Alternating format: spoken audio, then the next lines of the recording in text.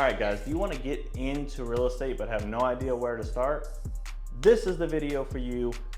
This is going to be specifically based on Temple, Texas. But listen, if you're into investing in general, stick around.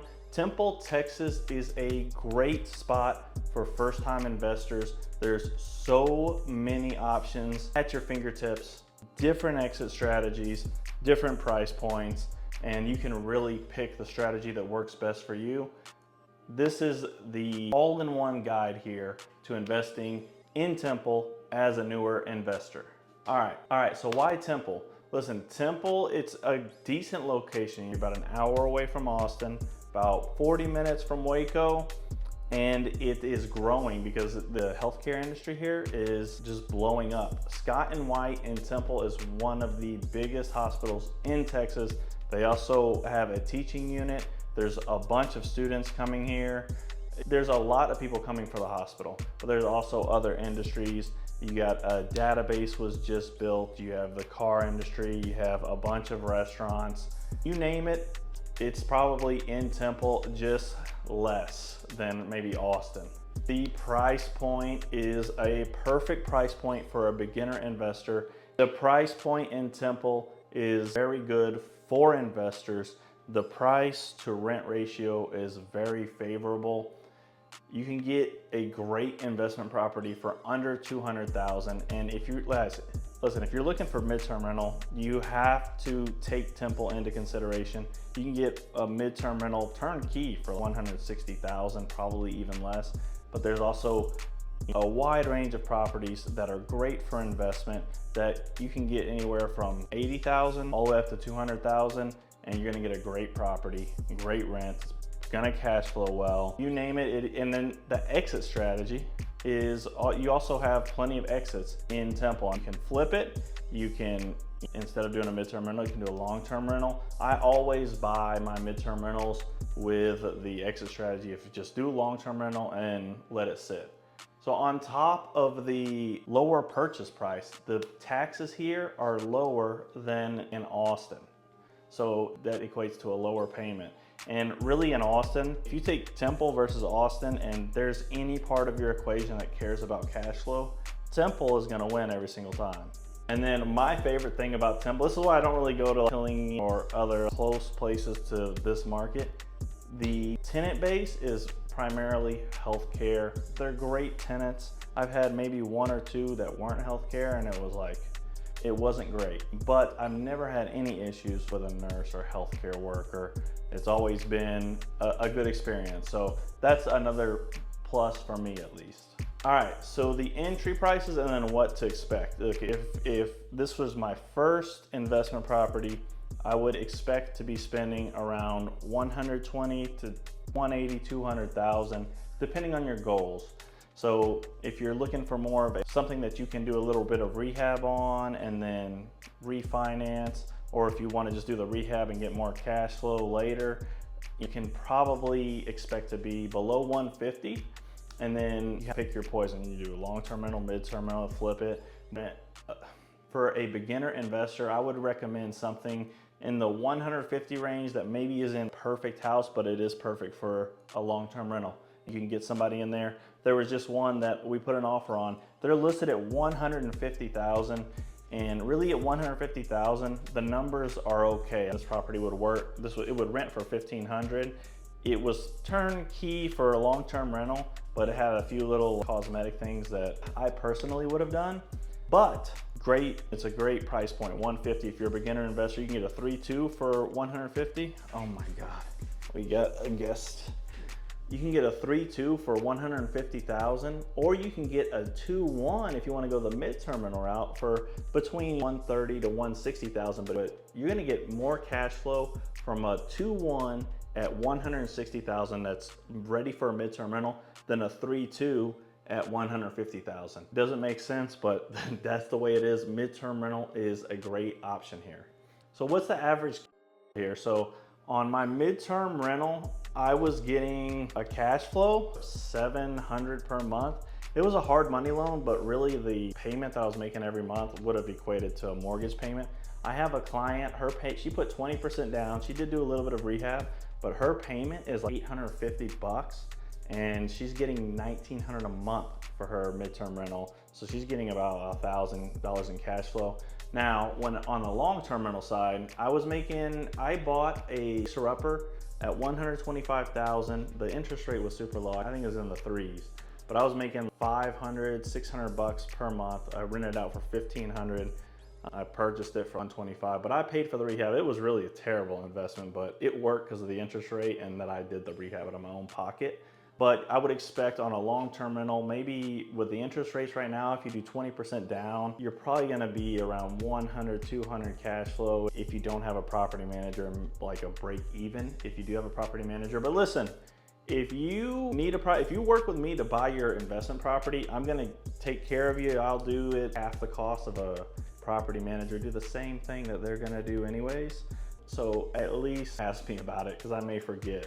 But I normally will do that at closing. I'll offer all that. What are you doing, Bubba? I'm trying to make a video. And so what would you expect on a typical rehab in Temple? So I've done 4 rehabs in Temple, which they were all pretty big rehabs. On my very first property, it was around $50,000, but I spent way too much. That was not a good, I don't think a good representation. Second one, I did $36,000, needed a new AC and everything like that. Third one was like $50,000, but it had an extra unit, an additional detached unit. And then the fourth one was like $35,000. And these are all fairly decent rehabs. The work was fairly extensive. For a regular cosmetic rehab, I think probably 15 to 20,000 should probably get the job done. Especially on the midterm rental I did was $36,000, and I needed new and then also new electrical, a whole new panel and wire to support the AC. So that was 20,000 right there, and then it was, I want to say 36 maybe all in for the rehab. So 15,000 is a good number for a cosmetic rehab, but I would expect to be anywhere between 10 and 30,000 on a rehab in Temple. And if you go above 1,600 square feet, a little bit higher. Where to invest in Temple?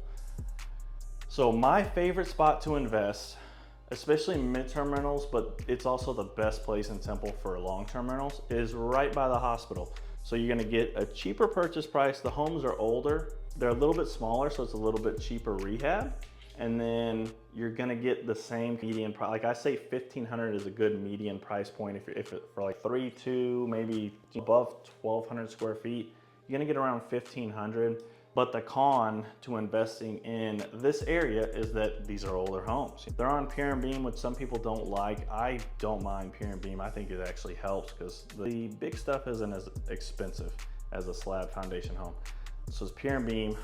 You can get into a property that the electrical is old or it doesn't have central AC or something like that, which that's just, I personally prefer that because at least I know whenever it gets put in that it's good quality work. I have good electrical now. I'm not gonna have issues with AC or the electrical or the plumbing or something like that. I prefer a rehab, but if you get into something, you may have a little bit more maintenance items in the long run. I don't think that the maintenance items from buying an older home is gonna outweigh the cash flow that you're gonna get if you buy a newer home and don't have those maintenance items. But if you're gonna do that, if you're gonna do no rehab, I always say get an inspection and at least know what you're walking into and run the numbers. So that's by the hospital. Those are gonna be the south odd numbered streets from South 5th all the way up to South 45th or 51st, something like that. Those are, and I always want to be above the 1,200 block on the South 5th to South 17th, but if it's a long-term rental, you can be a little bit more flexible and you're still going to get around the same rent as being above the 100 block. One of my rentals was in the historic district, which is a great place to rent. You can get a home that has an attached unit. They're more likely in that area, and they're also older homes, but it's, in my opinion, it's a little more desirable. The sales prices are higher in this area, and the sales prices are higher in the historic district, but you're also going to have a higher after repair value and possibly a little bit higher of a rent. If you're putting them together, I still prefer the homes right by the hospital just because you have more exit strategies, you have a cheaper purchase price. Other than that, they're kind of the same. And you have more of a chance of getting a nurse also as a tenant because they want to be close to the hospital. Now, if you're doing maybe flips, I love Oh, also, I have to go back a little bit. Midterm rentals, long-term rentals. If you're gonna put midterm and long-term together, and then you also wanna put the maintenance factor in the equation, the best place, in my opinion, to invest, it's a portion of the Canyon Creek area. You're still close to the hospital. They have smaller homes, but they're brick slab homes, and you can have 800 square feet all the way up to like 1,300 square feet, and the price range is between like 40 and 200,000, and you're in a turnkey property. It's ready to go. I just had some clients that got a 2-1 for around the 155 mark. Beautiful property. It's one that my mom decorated. If you follow me, you'll see it. My YouTube channel, it has like midterm rental or something like that. Beautiful property, and it's gonna be the best on Furnish Finder. 155. I wish I would have gotten the deal personally. Okay, but look, if you're gonna do a flip, I like the Canyon Creek area. There's homes on a flip. If you're a first-time investor, you don't want to go too crazy. You want to get like maybe cosmetic stuff. Maybe, honestly, I wouldn't even recommend a flip, because to really make a decent amount, you're gonna have to do a decent amount of rehab. But just in general, for flipping, I would say, on the after repair value in the median price range. You're gonna wanna be around 210 to 235 as the after repair value. So you're gonna have to get the property for around like if you put in, make it nice. If you're doing flips, you have to reach out to me, because I have made a bunch of mistakes on doing flips. And I learned from it, and now I know, and I would love to share the information. I'll probably do a whole nother video on this channel. But it's a great area. Western Hills is a great area for flips. But you have to be careful about Western Hills, because there's some jacked up houses there that you may even know it. And then I also see some opportunities like in the West Temple. The West Temple is great because you're gonna have, newer homes,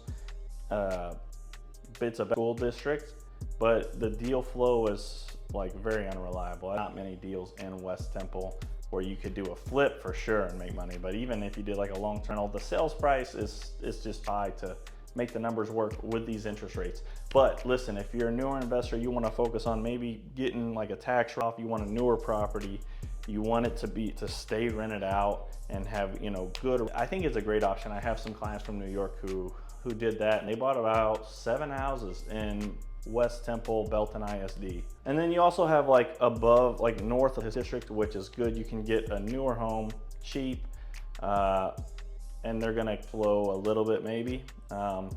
Listen, I can the Temple, Texas neighborhoods all day long, but if you're a first-time investor, please just reach out to me. I work with a lot of first-time investors, and I'm happy to walk you through it. And I'm like super low pressure. I would never want one of my clients to buy something and then like be regretting it. That's the last thing I would ever want. So reach out to me, and I'll walk you through everything, and I'll also give you like specific areas that will work with your goals, or that could be to you. And then I'll let you make the decision if you like it or not. And then, so this is kind of off script, but look, the next thing is you want to have a good lender, especially if you're a first-time home investor, because if you just want to buy one property as like an investment property, you're probably going to look at something different than if your goal is 15 properties. I think I would have had a good lender kind of walking me through, done a lot of things different. Or if I had a good real estate agent, I would have done so much stuff different, rather than just making a whole bunch of mistakes along the way. So you want to build your team up. I've tried to find investor-friendly real estate agents in Temple, and I could not find anybody. I ended up just going with a top person on Google, which was also a terrible decision, because if you really think about it, how does the top person be the top on Google? Because they have a whole bunch of people working under them, and then they're getting more reviews, so obviously they're going to be the top. Well, now you're going to be working with one of these people who are under them, who they may only have 1 or 2 reviews. If you my Google page, those are all reviews for me from my clients. You're going to be working with me. I'm not going to, send you off another agent below me or something like that. You're working with me, and I'm like super on it. I have a bunch of investor clients. God, I'm making this like an advertisement for my own real estate stuff, but Okay. You at least call, let me talk to you, and then if you want to work with somebody else, that's totally fine. But I want to be adding value to you in this video at least. Let's move on. Mistakes to avoid for new investors who are investing in Temple. The kind of the biggest mistake I've seen is, like, I'll have somebody in New York or California or even Austin, and they see the prices and they're like, hey, I like this place, let's throw an offer in. You want to know the numbers, right? You want to know, are you going to be underwater automatically? I mean, I've had tell me to write an offer where if I would have written it, they would be in big trouble right now in terms of equity, because they just didn't know that what the market is. You know, if you're from, you probably think $150 home is like a super good deal, you know, but it's not. You can have a decent home for 150, and it can be overpriced at 150 even, depending on the size, you know? So you want your numbers before you put the offer in, and then run the numbers against your goals. You know, what does this, what's gonna help me? Also, you know, how the financing, the property management numbers. A lot of people just throw numbers out there. They buy homes without knowing the numbers, and then once, you know, you're into it and you start looking at your numbers, you realize, oh, I'm not actually making anything, or I'm losing money on this property. And that's a big thing that you don't want to do, and you don't want to have to buy a property and then have to sell it later on down the line, like that you're not planning. On here, it says skipping inspections. You know, I always recommend, and I'm going to tell you this, for me, I only buy really like full rehabs. And so I honestly don't get inspections on the ones that I buy, but I think for all my clients, I'm on them. Have to get inspection. You want to know if there's something I'm expecting, and then you buy it, and then you have to fix something that's like $5,000. That's a big thing. It could sink somebody, you know, if they're not. So always get in. I don't, because I'm going to do everything anyways. I mean, I'll plumbing into my offer, I'll factor everything, just because I know if this house probably is not a great home. If it's on the, I'm already probably planning for it, so why get the inspection? It also makes my offers look better. I mean, I say putting, you know, 2% earnest money to inspection. If I back out of this deal, you're getting a good amount of money. But I'm not going to back, because normally it's going to be a good deal.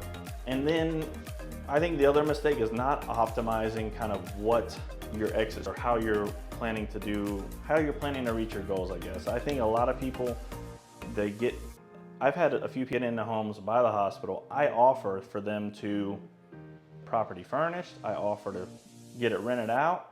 I do all this. They don't want to bother me. Look, I don't care about being bothered. I want to be bothered. I want you to be happy. I want you to be having the most efficient investment that you can possibly have. So I think a lot of people could be doing like midterm rental, and they don't, you know, because they don't want to bother. They don't want to get property management, whatever the case is. I think midterm rental is a very good opportunity in Temple, and also long-term rental is a great opportunity. I think if you have anything above 1,300 square feet, that is going to be a good contender for a good long-term rental if you can be under like 180,000 on the purchase. This is now, I've already ran out of all my talking points, but another one, big mistake that I've is taking on too many projects at once, you know, because I had like 60,000 saved up, and I put 30,000 for the first home, then I got hard money on 2 other homes while I'm still doing the rehab. And I pretty much ran through everything. I started putting stuff on credit cards. You don't want to do that, because you always want to have something just in case something goes bad. And in fact, I learned that lesson the hard way. 2 big things went bad on 2 of the properties that I was rehabbing that I wasn't expecting. It does happen, especially in real estate. You can really know, especially if you're doing a full rehab and taking stuff down. Especially like I was doing in the first place. I had no business buying even 1 home really, but I ended up buying 3 in that time. And then is not having a guy like me. I didn't have a real estate investor friendly agent whenever I was buying these properties. If I had somebody like me, I would probably be like balling out right now. I would at least have some guidance. I would have knowledge on the after repair value, knowledge on the rehab stuff. As I'm happy, if you're a new investor, I'm happy to walk you through everything. I have contractors. I do a little bit of property management. I have property managers. I know Temple very well, and I'm very familiar with investing in Temple. So if y'all need anything at all in Temple, I mean, I'm your guy. Hope I've added some value to you guys for the new investors, kind of help you navigate the Temple, Texas market. If you are interested in investing in general, I would love it if you scheduled down below on my Calendly. Love to talk to investors, love hearing from people no matter where you are. I mean, New York, Washington, even out of the country, California. I love my out-of-state clients, and I will do everything to make the process super smooth for you and make sure that you're confident that you got a good investment property that will help you grow your portfolio even more. Call me, text me, email me, and yeah, schedule an appointment. I want to hear from you guys. I hope y'all enjoyed this video. Let's get it. All right, guys, new day. I was doing this video with a script, and I had like ChatGPT write out some for me. You know, I felt like I was getting off topic and was talking to the newer investors, so I'm just gonna go off the top and hopefully this will help. I don't know, that video was super long also. New investors, what do you do first, right? So you're gonna wanna pick a market. It's because the video was new investors in Temple. All right, so for new investors in Temple, I think one of the most important things that you can do is get at least like a mentor, somebody who's doing it, somebody who, you know, has done it. And that is huge, because what I did was I knew I wanted to be investing in real estate, and then I got into it with no knowledge except for like what I got from the book, from Bigger Pockets, stuff like that, which is all great, but it sometimes doesn't exactly equate to real life. And then I was like, I do it, and I bought way too many deals, which was a mistake. But I had, you know, the right realtor, even anybody who was like actually looking out for me would be in a lot better place today than I am now, because I did so many deals. It ended up being like a downfall kind of. So let's say, look, if you're looking at Temple, if you're thinking about investing in Temple, reach out to me. I never want to have like a client who is not, I will always look out for your best interest. And I'm full of advice on the Temple, Texas market. If you have a deal you want to run by me or whatever the case is, I'm always happy to look at it. I really don't care too much if you like buy from a wholesaler, if I've been showing you properties. I don't care about that. I want you to be happy. And then also is starting, like if you have a meeting with me, we're gonna kind of go over this and areas work best, what kind of property. But if you have a clear kind of picture of what you want your portfolio to look like, or what you want your kind of end goal to look like, how you want to get there, or even if you don't know how you want to get there, if you kind of have an idea for your tolerance, for the way you see real estate. Like I see real estate, like I can hold on this property for 10 years. I'm going to either refinance and cash flow a whole bunch, or I'm going to sell it and I'm going to get into something bigger.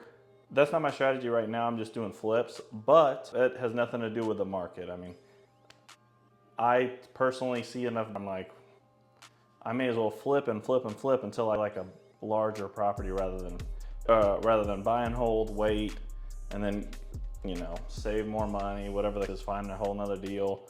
I'd rather just flip and then keep recycling that money into flips until I can buy and hold for kind of long term. But that's where I was going with that. If you, let's say you buy and hold, let's say you don't want an older home, you may be looking at the Canyon Creek area. Let's say you don't mind an older home, you don't mind a little bit of rehab, so you want the maximum cash flow, you're probably going to be looking right by the hospital. So there's different kind of scenarios. It helps to have a clear vision of where you want to be and then how you're going to get there.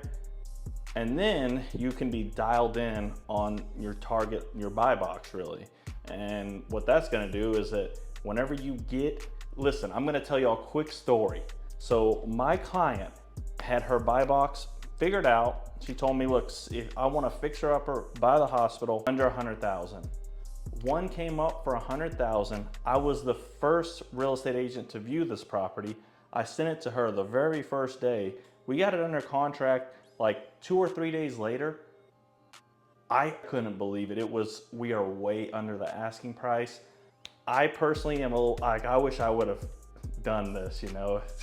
I wish I would have. She's gonna get a great deal on this property, great midterm rental, but it's because she was ready. She had her buy box figured out, and she was jumping on deals that come up. You know, her is very something to come on the market, and then for them to accept such a low offer right off the bat. And honestly, I wouldn't recommend that. But for some of these, like for her, I told her, look, try this offer, because this is where the numbers are gonna really work for what you're trying to do.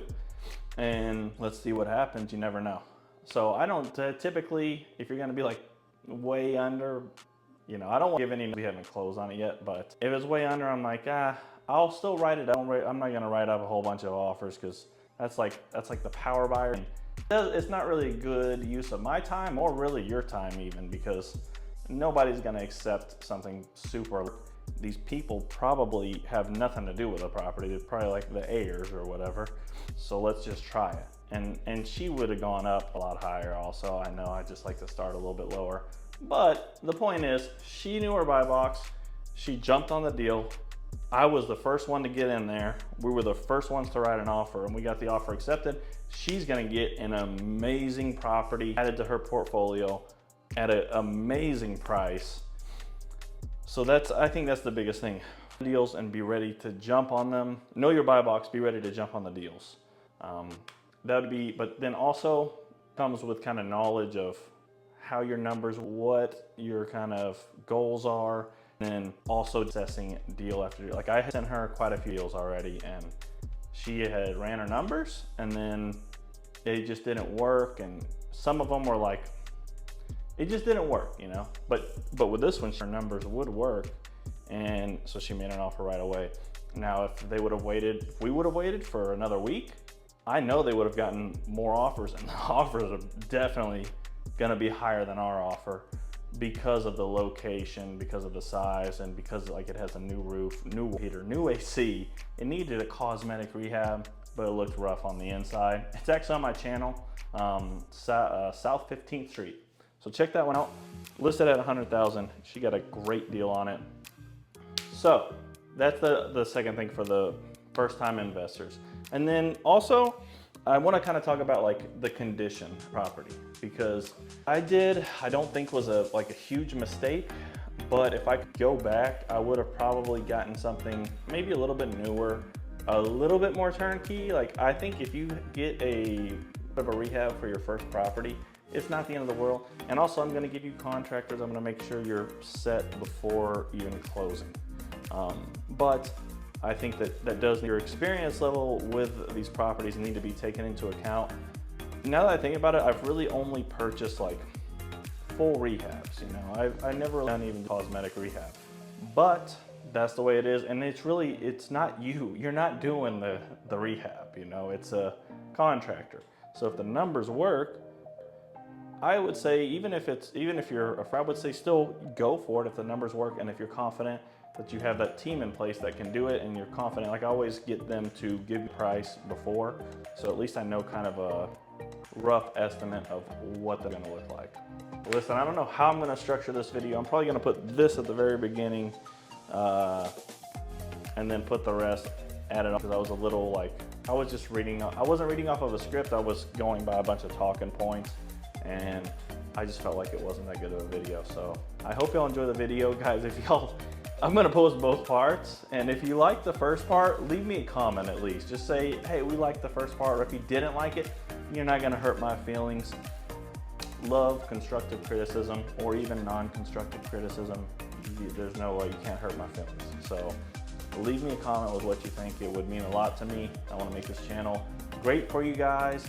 If you're looking to invest in Temple, call me, text me, email me. You can schedule in my Calendly. I'm gonna get you set up on the right path for you. Let's get it.